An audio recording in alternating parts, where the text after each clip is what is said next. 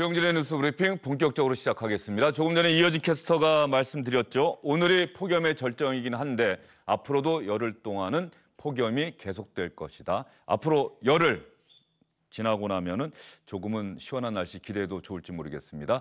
정치권 소식 여러분께 자세히 전해드리겠습니다. SBS의 윤춘호 논설실장 나와 있습니다. 어서 오십시오. 네, 안녕하십니까? 오늘 오전에 기무사 개혁위원회가 회의를 하고 늦어도 12시쯤에는 기무사 개혁 방안 발표한다 이런 얘기가 있었는데 늦어지고 있는 것 같아요. 그렇습니다. 원래는 이제 12시 전에 결론이 날 것이다라고 예상을 했지요. 그랬는데 늦어지고 있습니다. 지금 2시에 다시 회의가 이제 속개가 됐어요. 이걸 보면 기무사 개혁위원회 위원들 사이에서 기무사의 향후 개혁 방안을 두고 서로 의견이 크게 엇갈리고 있다. 지금까지 15차례나 회의를 했거든요. 예. 그럼에도 불구하고 오늘 마지막 회의인데요. 오늘 사실상 마지막 회의인데 마지막 회의도 이렇게 진통을 겪고 있다고 하는 것은 기무사 개혁 방안에 대한 의견 차이가 상당하다. 이렇게 볼 수 있는 거죠. 지금 화면에 나오고 있는 사람이 장영달 기무사 개혁위원장. 전직 국회의원이고 아마도 국회 국방위원회에서 상임위 활동 오래 했던 기억이 있습니다. 맞습니다. 장영달 전 의원이 지금 개혁위원장이죠? 그렇습니다. 예. 장영달 전 의원이 개혁위원장으로 있고 그다음에 모두 13명이에요. 원래 이제 소강원 기무사 참모장까지 포함해서 14명이었는데 자진 사퇴했죠. 그래서 13명인데 그 가운데 9명이 현역 군인입니다. 그러니까 민간인은 4명인 거예요. 예. 그래서 물론 이제 군인이기 때문에 또는 이제 민간인이기 때문에 의견이 엇갈린다고 할 수는 없지만 그 부분도 오늘 진통을 겪고 있는 주요한 원인 중에 하나라고 볼 수 있을 것 같습니다. 예, 조금 전 화면 보면서 기무사령관, 참모장, 오처장 이런 사람들 다 화면에 그대로 얼굴 내보내는데 그 개혁위원회 개혁위원 모습인 것 같은데 화면에 모자이크 처리가 됐어요. 네. 아마도 본인이 그 화면 사용을 좀 자제해달라고 요구를 했는지 어떤지 모르겠습니다.만. 그렇습니다. 이제 기무사는 정보기관이죠. 정보기관이고 그다음에 또 기무사 개혁위원회의 명단이 지금 공개되지 않은 상태입니다. 그렇기 때문에 지금 위원장하고 그다음에 최강욱 변호사 민간인 신분인 이 정도가 지금 알려져 있는 상태고 아까 제가 말씀드린 군인 9명이라고 하는 사실도 사실은 쉽게 찾아보기 어렵더라고요. 예. 그래서 아마 그렇게 화면에 모자이크 처리가 된 것 같습니다. 최강욱 변호사도 문재인 정부 들어서서 상당히 이런저런 분야에서 아주 열심히 활동을 하네요. 그러네요. 예. 장영달 개혁위원장 오늘 오전이겠죠? 회의 시작하기 전에 오늘 기무사 개혁위원회가 전체 회의를 열고 전체 회의 끝나고 나면은 국방부 기자실 찾아가서 회의에서 이런저런 내용이 나왔다, 이렇게 압축이 됐다, 이런 내용을 국방부 장관에게 보고하겠다라고 얘기를 했었는데 결과적으로 그 약속은 지켜지지 못했습니다. 아마도 진통이 또 의견 차이를 좁히지 못하고 있는 것 같은데 장영달 위원장 오늘 오전 회의 전에 어떤 얘기했는지 시청자 여러분과 함께 들어보겠습니다. 것이다라고 말씀들을 많이 하셨더라고요. 그럴 예정입니다. 예, 어떻게 좀 결론이 어느 쪽으로 좀 많이 더 좁혀진 게 있는지 그 사이에. 결론을 예단할 수는 없고 아무튼 이 국민이 원하는 동시에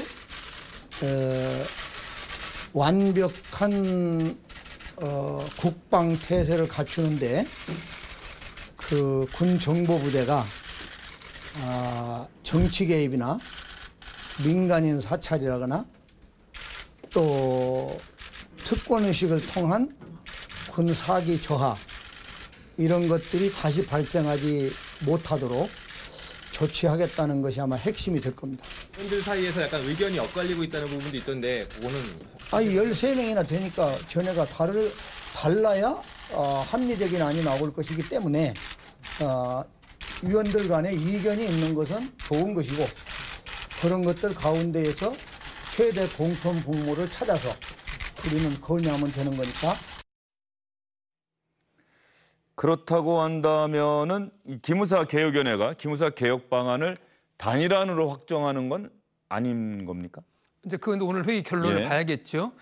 단일안을 내서 그것을 송영무 국방장관에게 보고하는 형식이 될지 아니면 이러한 안이 있는데 1안, 2안, 3안을 만들고 이것이 다수안이고 이 소수안이다라는 것을 이제 명기해서 밝힐지는 이제 좀 두고 봐야 될 것 같은데 오늘 발표하는 형식을 보면 어쨌든 회의 내용을 장영달 위원장이 기자들에게 공개하겠다고 이렇게 이야기를 했어요. 그러니까 그 개혁안을 가지고 이제 송영무 장관이 다시 내주쯤에 청와대 기무사 개혁안을 최종적으로 보고를 하거든요. 그러니까 오늘 개혁안을 송영무 장관이 그대로 가지고 갈지 아니면 오늘 안을 참고로 해서 국방부 의견을 더해서 그걸 가지고 청와대 보고를 할지는 앞으로 좀 더 지켜봐야 될 대목입니다. 예, 일각에서는 기무사의 계엄령 검토 문건이 공개가 됐고 그다음에 기무사 개혁 작업에 드라이브가 걸렸고 이런 것들이 전혀 무관하지 않다, 뭔가 연관이 있지 않느냐라고 하는 의구심을 제기하는 시각도 있고 네. 물론 그럼에도 불구하고 기무사의 계엄령 검토 문건 그 자체의 심각성에 대해서는 뭐 이견은 별로 없어 보이는데 말이죠. 그렇다고 한다면 어떤 방안들을 한번 논의해 볼 수 있는 건지 그런 부분도 한번 전망해 볼까요? 네, 일단 뭐 지금까지 그 장영달 위원장이랄지 그 기무사 개혁위원회 위원들 이야기를 보면은 한 가지는 분명한 것 같아요. 일단은 대폭 줄어듭니다. 그래서 어떤 형태가 됐든 기무사는 줄어든다. 그렇습니다. 축소가 된다. 인원이 4,200명이거든요. 그래서 30% 이상 감축을 해서 그걸 3,000명 수준으로 줄인다고 하는 것은 거의 확정이 된 것 같고요. 또 두 번째는 지금 기무사에는 사령관을 포함해서 장성이 9명인 조직이에요. 이 장성 수가 6명 정도 수준으로 줄어든다고 하는 거. 이 두 가지는 확실한데 이제 뭘 가지고 서로 의견이 엇갈리냐면 기무사를 지금처럼 독립된 사령부로 둘 거냐 아니면 국방부의 국방부 장관의 직할 조직으로 둘 거냐 아니면 국방부 쉽게 말하면 국방부의 기능을 이제 흡수하는 거죠. 이걸 두느냐 두 가지를 두고 지금 논란이 벌어지는 것 같고요. 지금 화면에 나오는 그 사만 있지 않습니까? 예. 외청으로 전환한다는 것은 뭐 방사청처럼 이렇게 이제 독립시킨다는 거예요. 병무청이나 이런 것처럼 국방부 외청으로 이제 독립시킨다는 건데 저러려면 정부 조직법을 손을 봐야 됩니다. 그러면 이제 법을 만드는 거니까 국회에서 여야 간의 논의와 합의가 필요한 부분이에요. 그렇기 때문에 사만을 지금 당장 채택할 수는 없고 오늘 회의에서 그다음에 이제 국방부의 청와대 보고에서도 1안 또는 2안 가운데 하나를 선택할 수밖에 없는 그런 상황이죠. 예. 청장은 민간인, 부청장은 현역 장성, 계급별로 30% 이상 감축한다는 사만 부분에 대해서는 많은 분들이 저 정도는 해야 되지 않겠느냐는 의견을 제기할 것 같은데 저건 어쨌든 간에 법을 바꿔야 한다 이 얘기인 거죠? 그렇습니다. 그다음에 1안에서요. 기무사 존치라고 되어 있는데 저 표는 좀 정확하게 말씀을 드리면 기무사라고 하는 이름이 바뀔 가능성은 뭐 99%라고 봅니다. 그러니까 기무사의 존치가 아니라 기무사와 같이 독립된 부대로 존치하는 것 이것을 검토한다는 뜻입니다. 그러면 조금 전에 시청자 여러분께 보여드렸던 세 가지의 기무사 개혁 방안, 뭐 기무사가 이름을 바꾸되 그대로 존치하는 방안, 또 국방부의 본부로 축소되는 방안, 뭐 세 번째 방안은 외청으로 바뀌는 방안, 이런 여러 가지 방안이 있었는데 이런 방안들에 대한 장영달 기무사 개혁위원장의 생각은 어떤 건지 여러분과 함께 또 같이 들어보겠습니다. 아마도 외청 방안은 정치권에서 여야 간에 협상을 해서 법제화해야 되는 문제입니다. 그래서 오늘 그것이 여기서 뭐 오래 강조되거나 그럴 이유는 없다고 봐요. 다만 지금 기무사가 기왕에 해왔던 기능은 1초도 중단될 수 없는 이 기본적인 업무들이 있기 때문에 현실적으로 국방 업무에 차질이 없는 그러한 개혁안이 나오도록 최선을 다할 겁니다. 추후 얘기는 이제 정부나 대통령께서 결단하실 문제고 저희들은 당장에 우리 국방의 이 기무사의 기능으로 인해서 다시는 이 정치 개입이나 민간 사찰 이런 문제들이 발생하지 않도록 조치하는 것, 그런 대안을 만드는 것, 그것이 우리들의 최선의 임무라고 생각을 하고 그렇게 할 겁니다. 기무사 그 감축 인원이나 그다음에 장성수에 대해서 좀 이야기가 그건 많았는데요. 오늘 위원들하고 얘기를 해봐야 결론이 납니다. 정치 개입, 민간 사찰 금지 역시 이 부분이 핵심이군요. 그렇습니다. 지금 계엄령 검토 문건도 그렇고 예. 그다음에 이제 세월호 관련해서 기무사에서 유족들을 사찰하고 조사했다고 하는 이런 부분들이 지금 기무사가 개혁돼야 되는 가장 큰 근거로 지금 제시되는 거잖아요. 그렇기 때문에 저 두 가지 부분, 정치 개입을 근절하고 그다음에 민간인을 사찰하는 민간 정치에 개입하는 것, 이것을 어떻게 근절할 것인가인데 사실은 기무사가 말이죠. 원래는 이제 보안사 아니었습니까? 예. 보안사였는데 기무사로 이름을 바뀐 것이 윤석양 이방의 민간인 사찰 폭로건이었어요. 그게 1990년입니다. 상당히 오래된 일이긴 하지만은 그 건으로 해서 그때도 보안사가 기무사령부로 이름을 바꾸고 대폭 기구가 축소됐었습니다. 그러니까 이번하고 비슷한 그런 경우였던 셈인데 그럼에도 불구하고 그런 개혁이 있었음에도 불구하고 기무사의 폐해 이런 부분들이 근절되지 않았다고 하는 것이 확인된 셈이니까요. 기무사 개혁위원회에서 어떤 내놓을 안이라고 하는 것이 그와 같은 일이 반복되지 않도록 하는 그런 안을 만들어내야 되겠죠. 기무라는 단어가 무슨 뜻인지 기무사 하는데 조금 전에 사전을 찾아봤더니 밖으로 드러나지 않게 비밀을 지켜야 할 중요한 일이라는 뜻이 있네요. 기무사령부 말씀하신 것처럼 전신은 보안사령부. 네.